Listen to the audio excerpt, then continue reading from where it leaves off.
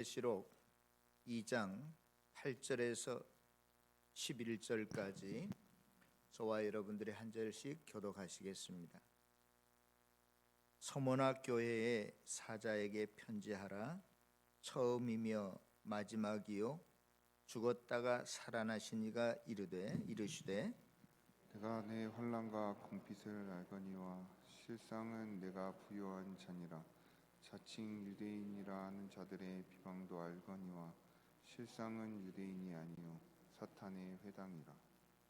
너는 장차 받을 고난을 두려워하지 말라.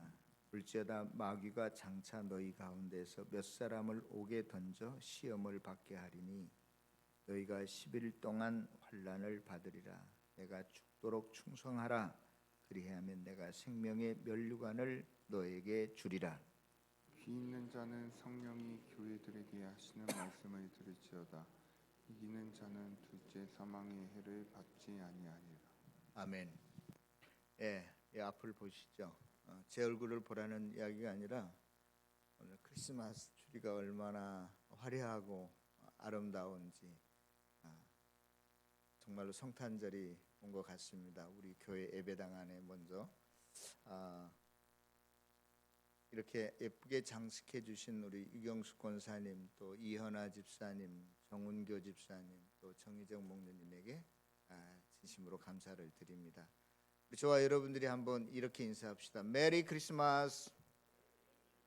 메리 크리스마스. 메리 크리스마스.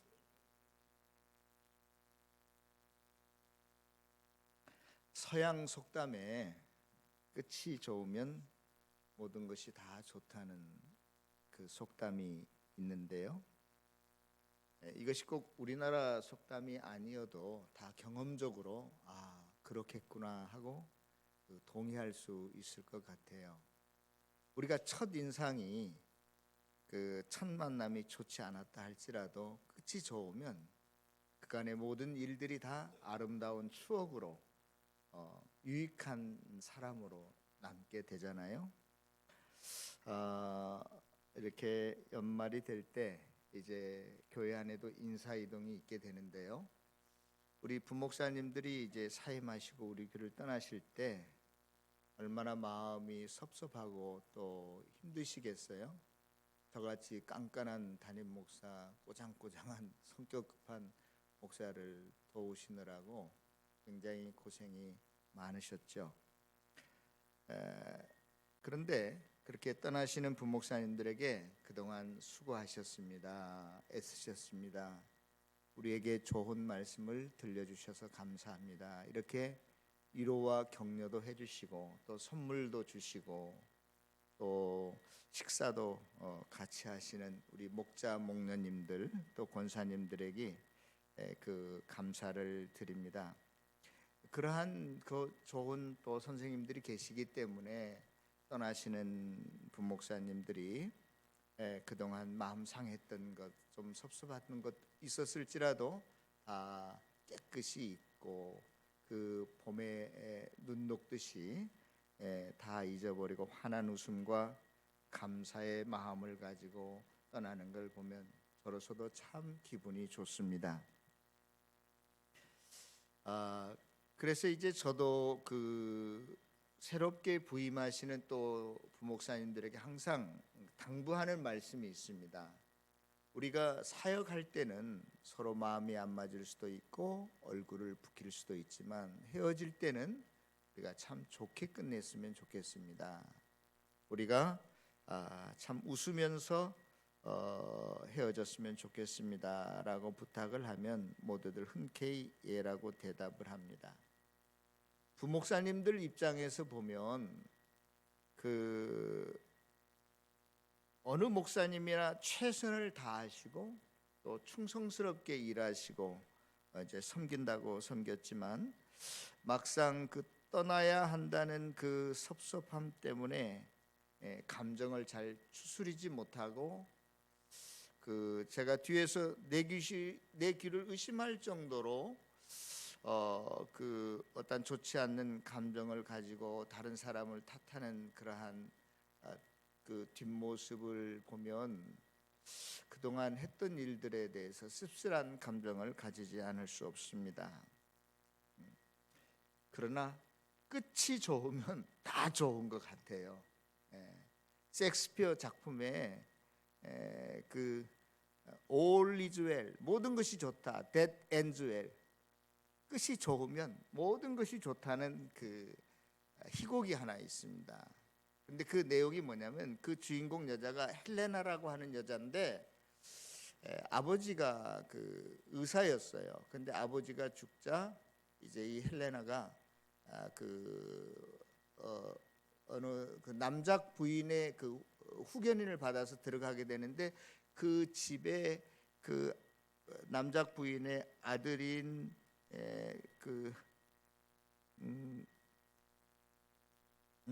버트람이라고 하는 그 아들을 좋아하게 돼요. 근데 이 버트람은 그 헬레나를 싫어해. 그런데 이제 헬레나가 자기 아버지였기 때문에 의술을 배웠는데 그때 마치 프랑스 왕을 고쳐줘요. 헬레나가 아버지한테 배운 의술을 써먹는다고. 그래서 이제 그 대가로 프랑스 왕에게 내가 저 버트람하고 좀 결혼을 했으면 좋겠다. 그래가지고 거의 이제 그 반강제적으로 그 프랑스 왕이 추선을 해가지고 그 버트람하고 이제 결혼을 하게 됩니다. 결혼을 했는데도 버트람은 이 헬레나를 좋아하지를 않아요. 그래서 버트람이 자원해서 전장으로 떠나버립니다. 그러니까 또 헬레나가 전장까지 또 쫓아가서 하여간 우여곡절 속에 이 자기 남편이 아내를 사랑하게 만듭니다. 여러분, 희곡이나 소설은 이렇게 해피엔딩으로 끝날 수 있어요. 그러나 인생은 그렇지가 않은 것 같아요.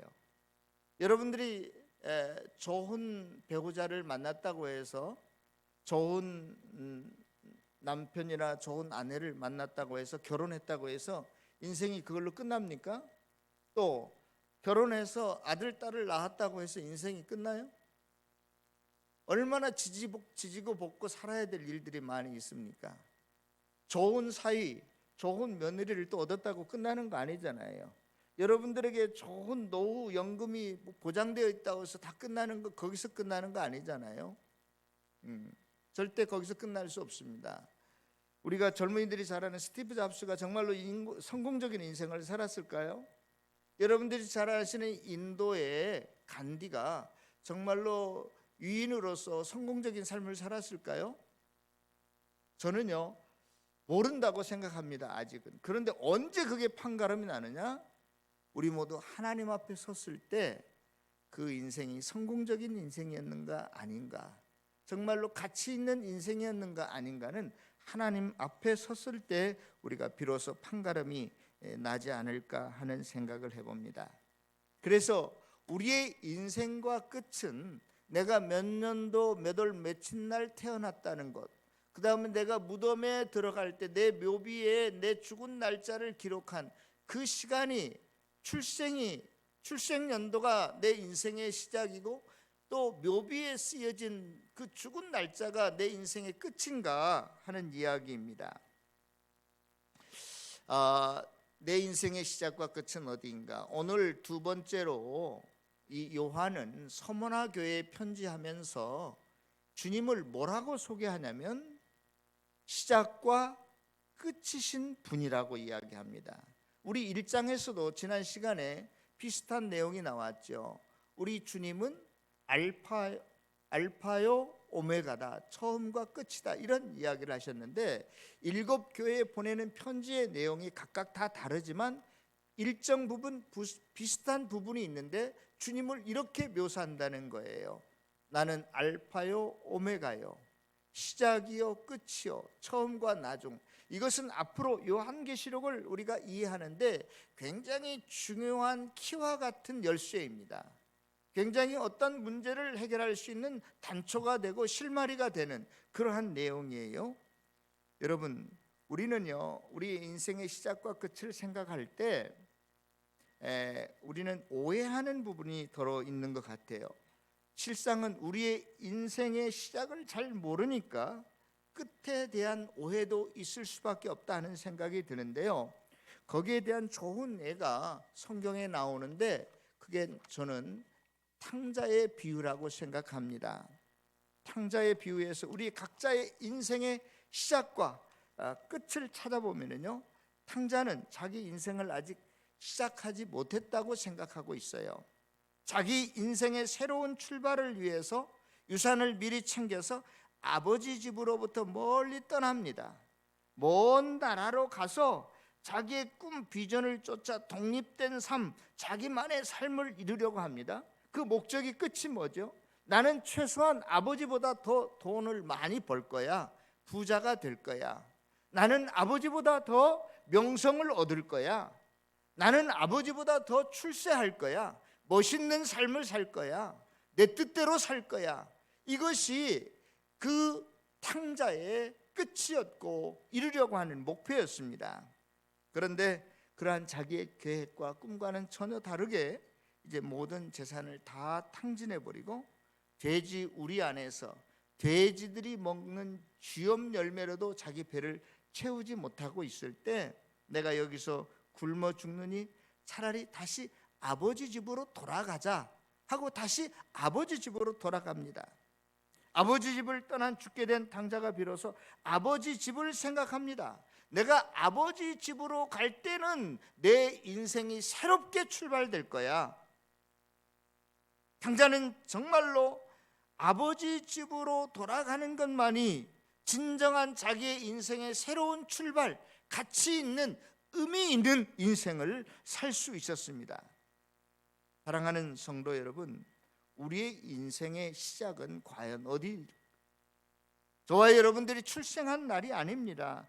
탕자의 첫 출발 시작이 아버지를 떠난 나로부터 시작되는 것이 아니라 내가 다시 아버지 집으로 돌아갈 때 내 인생이 새롭게 의미 있는 인생으로, 가치 있는 인생으로 돌아가듯이 저와 여러분들이 그렇게 해야 될 것입니다. 우리 아버지, 하늘 아버지에서부터 시작되는 그 인생의 출발만이 진정한 인생의 참 가치를 누릴 수 있는 그러한 시작이 될 수 있다는 것입니다. 아버지 집을 나온 탕자의 끝이 뭐였습니까? 최소한 아버지보다는 내가 더 나은 삶을 살겠다라고 하는 것이 그 목표였고 이루려고 하는 꿈 아니었어요? 그러나 탕자의 인생의 진정한 끝이 어디입니까? 그는 아버지 집을 떠난 데에서는 인생의 끝을, 가치를 찾을 수가 없었어요. 그래서 다시 아버지 집으로 돌아간 것 아닙니까? 제가 이 시간 말씀드리려고 하는 것은 우리의 인생의 참다운 의미와 가치는 하나님 아버지로부터 시작되는 것이고 하나님 아버지께로 돌아갈 때만이 참 가치와 의미를 누릴 수 있다는 말씀을 드리고 싶습니다. 탕자의 비유에서 아버지 집이 상징하고 있는 게 뭡니까? 하나님의 나라, 천국 아니겠어요?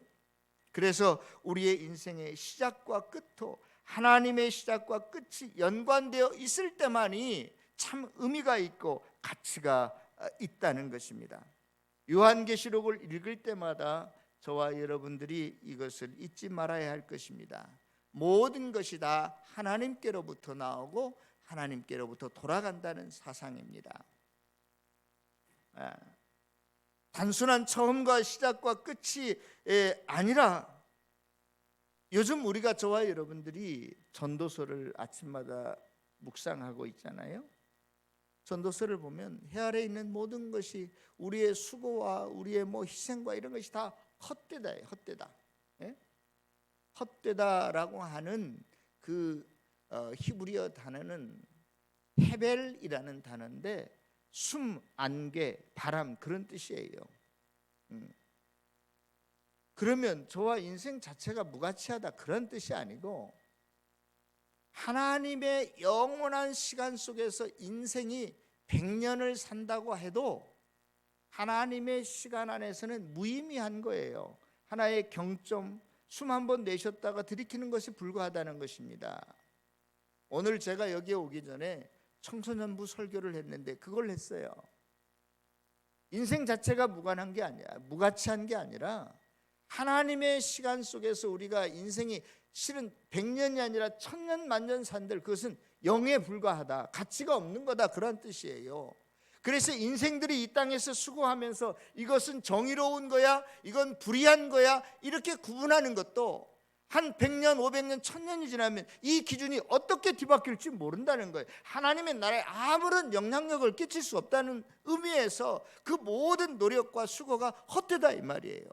그러나 너희들의 인생이 경점과 같이 짧다 할지라도 이 시간이, 내 인생이 하나님의 영원한 시간과 결탁되어 있고 연관되어 있는 그 인생이라면 그 인생은 가치 있는 인생이 될 것이요, 이 땅에 어떠한 삶을 살아도 기쁜 인생이 될 것이요, 행복한 인생이 될 거라는 거예요. 이것이 지금 전도서에서 저와 여러분들에게 말하려는 것입니다. 전도자요, 이 전도서를 지은 사람은 솔로몬 왕으로 알려져 있는데요, 솔로몬 왕은 왕으로서 해보고 싶은 걸 다 해봤어요. 뭐 술도 먹어보고요, 멋있는 집도 지어보고요, 자기가 가꾸고 싶은 나무도 가꿔보고요, 어떠한 왕보다도 금은 부하를 많이 가져봤어요. 또 그는 지혜로운 왕이기 때문에 학문과 지식도 많이 연구해봤습니다.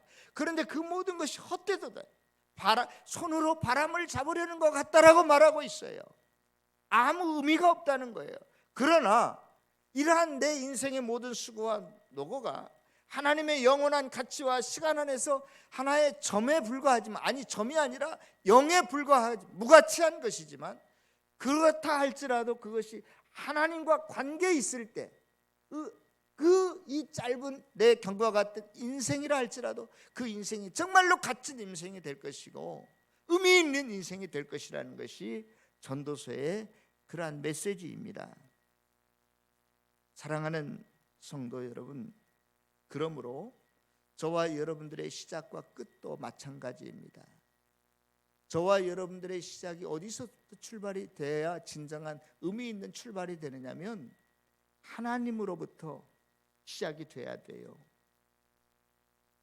하나님과 시작되지 않는 시간이 없다면 그 시작은 끝이 없는 거예요.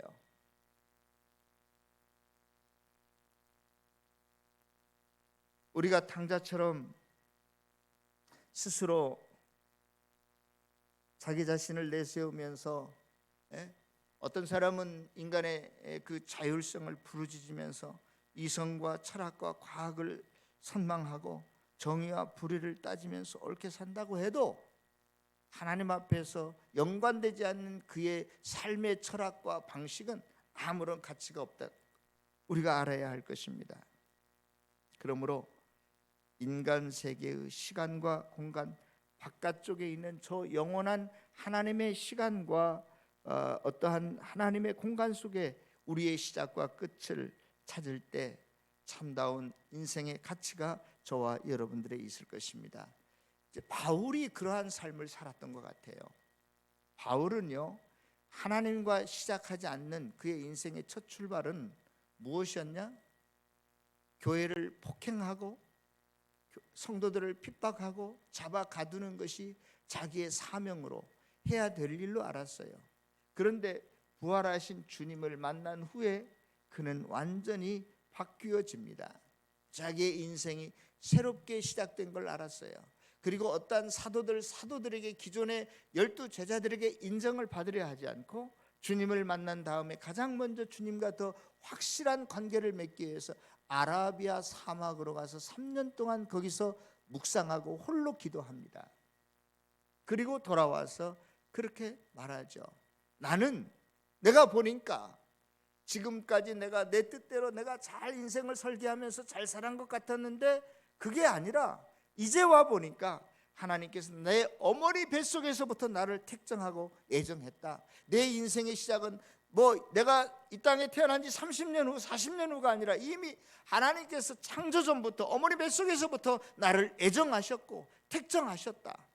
그리고 내가 그것을 깨달았으니 이제 내 마지막 다시 하나님께로 돌아가는 거다. 이렇게 갈라디아서 고백하고 있는 거예요. 사랑하는 성도 여러분, 오늘 이 서머나 교회에 요한이 편지를 하면서 그 이야기를 하고 싶은 거예요. 시작과 끝이 되신 하나님께서 너희들에게 이제 뭐라고 칭찬하시냐면, 너희들이 환난과 궁핍을 너희들이 당하고 있다.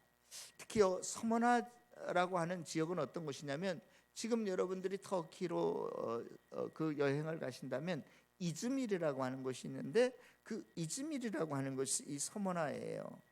서머나에는 그 당시 특별히 이스라엘 나라에서 이사온 유대인들이 많이 살고 있던 지역이었습니다. 오늘날도 마찬가지지만 전 세계 어디를 가다 유대인들의 비즈니스 장사는 세계 1위예요. 예? 그때 당시도 유대인들이 그 서머나에 많이 모여서 나름대로 장사를 잘하기 위해서 뭘 했냐? 협동조합 같은 것들을 만들었어요. 그런데 같은 유대인인데 교회를 다닌다고 유대인들이 이 유대인들을 끼워주지 않는 거예요. 그러니까 그들은 경제적인 그 고립 속에서 얼마나 먹을 것이 없이 궁핍하게 살았는지 몰라요. 또 뿐만 아니라 로마의 황제가 이 기독교인들 황제를 숭배하지 않는다고 얼마나 핍박을 했는지 모릅니다. 그걸 잘 이기고 있었어요. 잘 이기고 있었어요. 그런데 그 유대인들, 서머나에 살고 있던 그 유대인들을 향해서 지금 주님께서 뭐라고 말씀하시냐면 사탄의 유대인들이 회당이다 그래요. 사탄의 회당. 왜 사탄의 회당이라고 했을까요? 유대인들을요.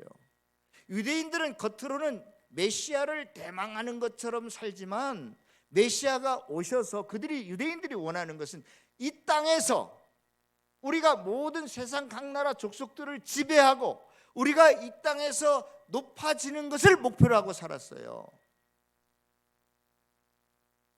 하나님의 세계, 하나님의 시간, 하나님 나라와는 상관없는 이 땅 위에서 현실적으로 잘 먹고 잘 사는 것을 그들의 목표로 끝으로 알았다니까요.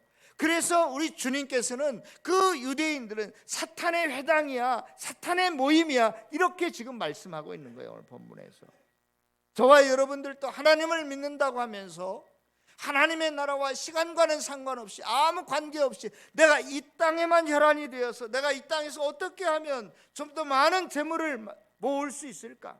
이 땅에서 어떻게 하면 내가 좀 더 높은 자리에 올라갈 수 있을까? 그저 이 땅에서만 먹고 이 땅에서만 잘 살기를 원하는 목표를 둔다면 저와 여러분들이 사탄의 회집 군중이라 이 말이에요.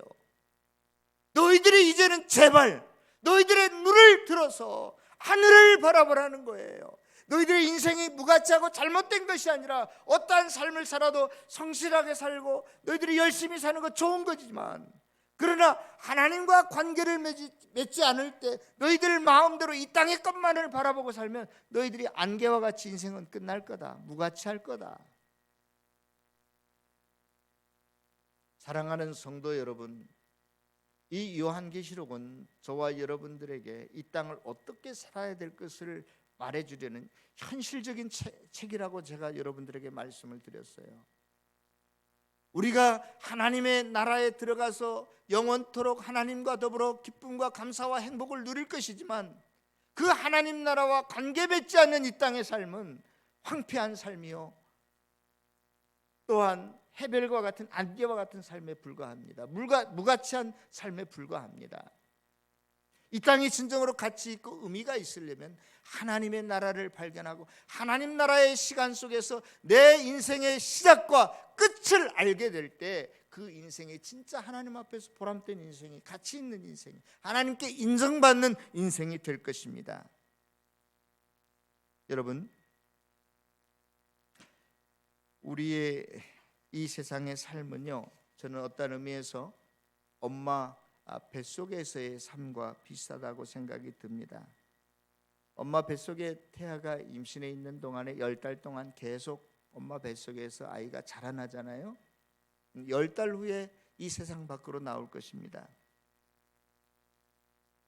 엄마 뱃속에 있을 때 태아는 정말로 너무너무나 편하다. 이 세상이 이렇게 넓은가라고 생각했을는지 모르지만 엄마 뱃속에서 나오는 이 순간 이 세상은 얼마나 더 넓고 화려하고 아름다움이 많습니까?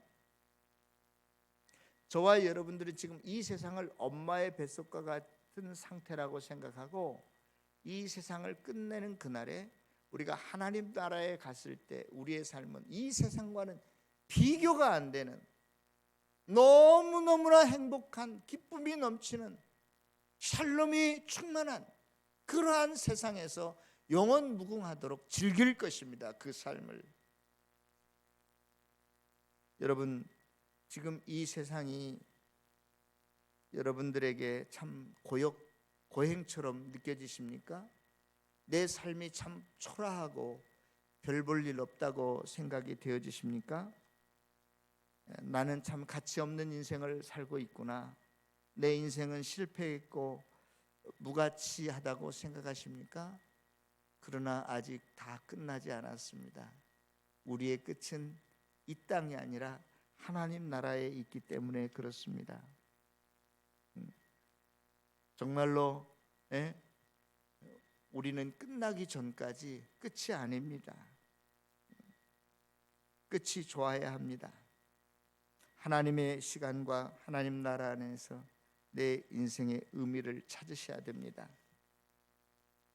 그동안 잊었던 그 하나님의 나라를 바라보시고 이 요한계시록을 앞으로 우리가 묵상해 갈 때 다시 내 마음이 심령이 하나님의로 돌아가는 그러한 사람들 되시기를 바랍니다. 오늘 성경에 보면 너희들이 비록 이 땅에서 환난을 당하고 궁핍을 당하나 너희들의 마음은 항상 하나님 나라에 가 있음을, 그 자리를 지키라는 단어를 오늘 성경에 보면 충성하라, 그렇게 너희들이 죽도록 너희들의 마음을, 생각을 이 세상 것에 빼앗기지 말고 하나님 나라에 그 자리를 두라. 여러분, 군인들이 충성이라고 인사하는 그 경례 구호는요, 내가 죽음을 무릅쓰고서라도 이 자리를 지켜내겠습니다라고 하는 그 결단, 의지의 표현이 충성이라는 거예요. 저와 여러분들이 이 땅에서 어떤 환난과 궁핍을 당한다 할지라도 저와 여러분들의 현자의 좌표는 하나님 나라에 있음을 믿고 살아갈 때 그게 충성이에요. 그럴 때 하나님께서 저와 여러분들에게 생명의 면류관을 주리라 약속하고 있습니다. 여러분, 우리가 하나님 나라로 돌아갈 때만이 진정한 자유와 또한 해방과 행복한 삶을, 가치 있는 삶을, 복된 삶을 누릴 수 있을 것이니 저와 여러분들이 매일매일 순간순간 하나님의 나라로 돌아가는 하나님의 백성으로서의 삶을, 이 땅을 살아내는 귀한 성도들이 다 되시기를 주의 이름으로 축원합니다. 기도하겠습니다.